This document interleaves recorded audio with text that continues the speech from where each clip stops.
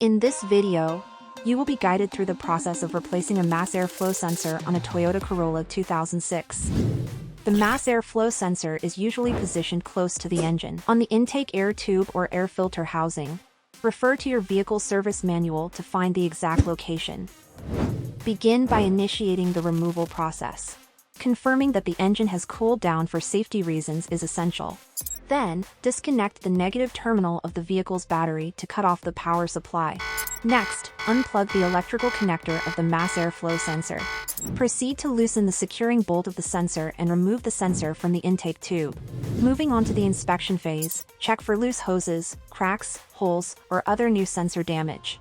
Next, use a digital multimeter to adjust the voltage setting.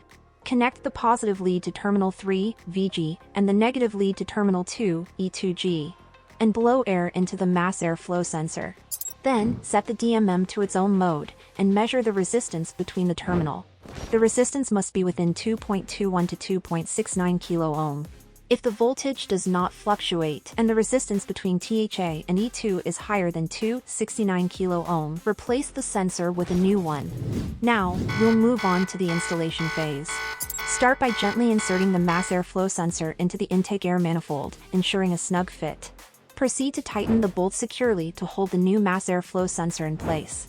Reattach the mass airflow electrical connector to ensure proper functionality. Afterward, reconnect the negative battery cable terminal to finalize the installation.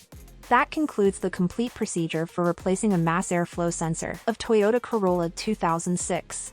Thank you for watching.